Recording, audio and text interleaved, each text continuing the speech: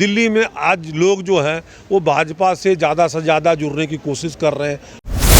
के स्तर पर हमारी स्वीकार्यता बढ़ी है। अभी बिहार का चुनाव है, उसमें एक भारत श्रेष्ठ भारत, दिल्ली के विभिन्न झुग्गियों में 5 लाख राशन किट मैंने बंटवाया था। अटल बिहारी वाजपेयी जी का ये मिशन था, स्वर्णिम चतुर्भुज परियोजना।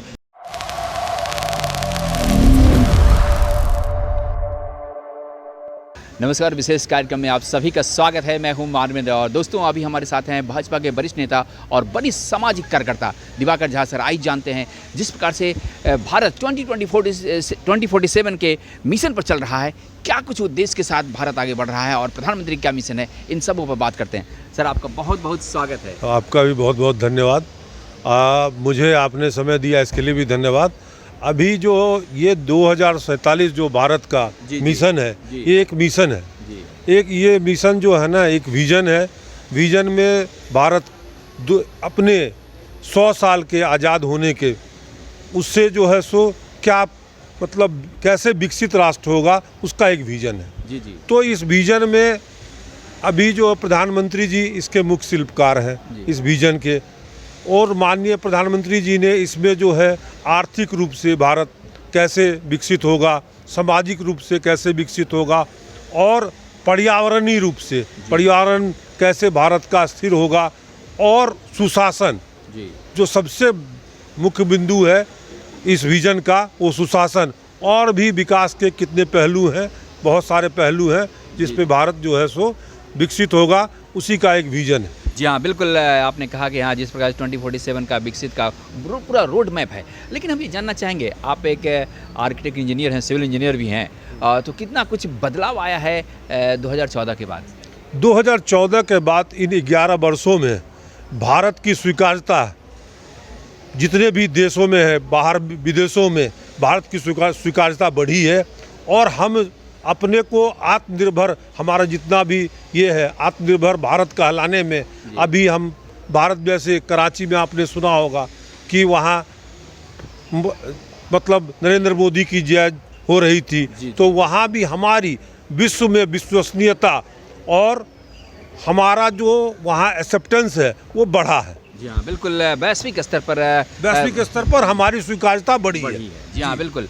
हम ये जानना चाहेंगे, एक भारत श्रेष्ठ भारत पर भी आप काम कर रहे हैं और लगातार मिशन चलाते हैं, क्या कुछ और भी इसमें मिशन में जुड़ा है आपने?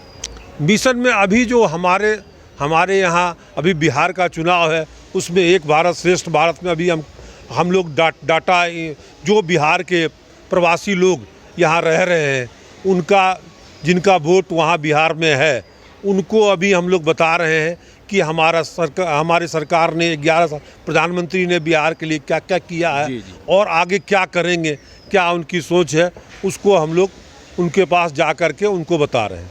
जी हाँ, और आपका संगठन में काम करने का काफ़ी अनुभव है और सामाजिक कार्यकर्ता के रूप में भी आप लगातार लोगों की सेवा कर रहे हैं कोरोना काल से ही। हम ये थोड़ा सा उसके बारे में जानना चाहेंगे। कोरोना काल से ही हम सेवा कर रहे हैं और सेवा भाव में हर जगह दिल्ली के बहुत सारे विधानसभा में हमने HIL हिंदुस्तान इंसेक्टिसाइड्स लिमिटेड द्वारा मॉस्किटो नेट जो प्रधानमंत्री जी ने बनवाया था HIL के द्वारा, HIL हमारा एक PSU है, पब्लिक सेक्टर अंडरटेकिंग केमिकल और फर्टिलाइजर मिनिस्ट्री की, उसने एक मॉस्किटो नेट बनाया था जिसमें मच्छर सटेगा तो मच्छर मर जाएगा।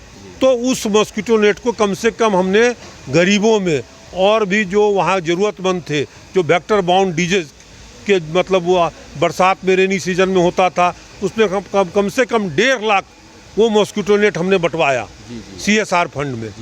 और कम से कम 5 लाख राशन किट दिल्ली के विभिन्न झुग्गियों में 5 लाख राशन किट मैंने बंटवाया था, ये सब CSR फंड के थ्रू। जी हाँ, बिल्कुल। और यही कारण है कि आप काफ़ी लोकप्रिय हैं, संगठन में भी आप पुनः काम करना चाहते हैं और भाजपा के दिल्ली प्रदेश में आपने विभिन्न पदों पर कार्य किया है। किस प्रकार से बदलाव आया है कि लोग अभी भी भाजपा की ओर लगातार आ रहे हैं, जुड़ रहे हैं और भी विस्तार होना चाह रहे हैं? भाजपा का विस्तार दिल्ली में जो हुआ, दिल्ली में आज लोग जो हैं वो भाजपा से ज़्यादा जुड़ने की कोशिश कर रहे हैं। बहुत सारे जैसे चार्टर अकाउंटेंट्स हों, डॉक्टर हों, वकील हों और प्रोफेशनल जो हैं, उन लोगों का झुकाव भाजपा के प्रति बढ़ा है। जी हाँ, बिल्कुल। ख़ास तौर से हम ये जानना चाहिए कि आर्थिक रूप से काफ़ी युवाओं के लिए काफ़ी कुछ कार्य हो रहा है, स्टार्टअप आए हैं कई, इन सबों में क्या कुछ बदलाव आए हैं, हम दर्शकों को बताइए। आर्थिक रूप से जो युवाओं में जो आर्थिक रूप से जो स्टार्टअप इंडिया चला, हमारा प्रोग्राम, प्रधानमंत्री जी का जो प्रोग्राम है स्टार्टअप इंडिया, न्यू एंटरप्रेन्योर उसमें जुड़े हैं और नई नई इनोवेशन लेकर के आए हैं और उसको हम लोग जो है सो मतलब धरातल पर, वो आसमान में धरातल पर हमने उसको उतारा है। जी हाँ, बिल्कुल। कई स्टार्टअप हैं और वो कह सकते हैं कि भारत अपने सर्वश्रेष्ठता की ओर बढ़ रहा है। हाँ, आत्मनिर्भर भारत में जो अभी युवा आए हैं और युवा उससे जुड़े हैं और आत्मनिर्भर भारत का वो परिकल्पना जो है साकार कर रहे हैं। आप एक सिविल इंजीनियर भी हैं और भारत में बड़ी तेज़ी से रोड बन रहे हैं, आपको दिख रहा होगा जिस प्रकार से नितिन गडकरी कार्य कर रहे हैं। आपको क्या लगता है कि इतना मिशन हो सकता था पहले और अभी 11 साल में कितना कुछ बदलाव आ जाए? नहीं, आज जो माननीय नितिन गडकरी जी, वो तो उनको हम लोग NHAI के विश्वकर्मा कहते हैं और शिल्पकार हैं वो सड़क बिछाने के शिल्पकार हैं और उस शिल्पकारी में उनकी कोई सानी नहीं है। आज जो सड़क का गुणवत्ता NHAI जो मेंटेन कर रही है, आज उस गुणवत्ता का, और आज माननीय नितिन गडकरी जी जो उनका टारगेट है कि 100 किलोमीटर वो डेली नेशनल हाईवे का निर्माण हो रहा है। क्या बात है। और यही कारण है कि अगर अर्थव्यवस्था मजबूत करना है तो सबसे पहले सड़क निर्माण करना पड़ेगा। हाँ, अर्थव्यवस्था मजबूत करना है तो सड़क का निर्माण करना है, क्योंकि मतलब अटल बिहारी वाजपेयी जी का ये मिशन था स्वर्णिम चतुर्भुज परियोजना कि महानगर को महानगर से जोड़ो। हाँ, तो महानगर को महानगर से जोड़ने के क्रम में अभी जो नितिन गडकरी जी का अभी ग्रीनफील्ड एक्सप्रेसवे और बहुत सारा जो उनका अभी भी प्रोजेक्ट जो बचा हुआ है उसको उन्होंने जो लाया है, वो जो है सो देश के विकास का एक मील का पत्थर साबित होगा। क्या बात है। और जिस प्रकार से अभी कार्य हो रहा है, आप एक सिविल इंजीनियर से राजनेता की ओर के तरह का सफ़र कैसे शुरू हो गया? सिविल इंजीनियर से राजनेता का सफ़र वो एक बहुत ही रोचक है। मैं उसको जो है सो क्या आप लोगों को क्या बताऊं कि मैंने अपने नौकरी को छोड़ करके मैं भारतीय जनता पार्टी के राजनीति में आया और भारतीय जनता पार्टी के राजनीति में एक कार्यकर्ता के रूप में अपनी सेवा दे रहा हूँ। क्या बात है। और कुछ भविष्य की योजनाएं हैं आपकी ताकि संगठन सब में कार्य करने की? नहीं, भविष्य की योजना है कि अभी दिल्ली में जो है, दिल्ली को कैसे एक मतलब संपूर्ण राजधानी क्या बनाए, उसका 2041 का जो रोड मैप, कल मीटिंग भी था, वो उसको माननीय गृह मंत्री जी वो उसको पूरा करेंगे।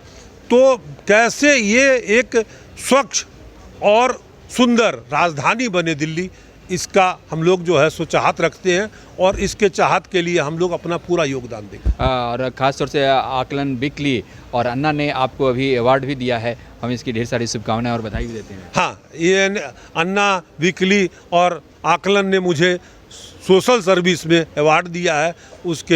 उनके जो एडिटर हैं बाबुल जी, उन्होंने मुझे ये अवार्ड दिया है और वो मेरे साथ पहले से भी जुड़े हुए थे और मेरे सोशल एक्टिविटी में वो आते जाते रहते थे और उसका वीडियो कवर वो करते थे। तो वो 4-5 बार हमारे कार्यक्रम में आए थे, उन्होंने मुझे बोला तो मैं बोला ठीक है मैं आ जाऊंगा और उन्होंने मुझे ये अवार्ड दिया। जी हाँ, बहुत मैं उनको धन्यवाद भी करता हूँ। चलिए, बहुत बहुत शुक्रिया, बहुत बहुत धन्यवाद हमसे जुड़ने के लिए दिवाकर जी, और हम चाहेंगे कि आप संगठन में और भी मजबूती से काम करें। जी, संगठन मुझे मौका देगी तो संगठन में फिर से काम करेंगे और संगठन में काम करके फिर से संगठन को बढ़ाएंगे और संगठन को मतलब लास्ट पायदान तक पहुँचाने की पूरा कोशिश करेंगे। बहुत बहुत शुक्रिया, बहुत बहुत धन्यवाद। बहुत बहुत धन्यवाद। जी हाँ दोस्तों, तो ये थे हमारे साथ दिवाकर झा सर, जिन्होंने साफ तौर से कहा कि एक भारत श्रेष्ठ भारत की ओर वो कार्य करने के लिए तैयार हैं और 2047 का जो मिशन है प्रधानमंत्री का, उसमें लगातार वो कार्य कर रहे हैं और इसी के लिए संगठन में कार्य करने के लिए वो तैयार हैं और पूरी तरह से युवाओं को भी इसके लिए तैयार कर रहे हैं। राशिद और हेमेंद्र के साथ मानवेंद्र, नमस्कार। देश विदेश की ताज़ा तरीन खबरों से अपडेट रहने के लिए आप हमारे चैनल को ज़रूर सब्सक्राइब करें और साथ ही बेल आइकन को भी ज़रूर दबाएं ताकि सभी खबरों से आप और आपके जानने वाले रह सके अपडेट।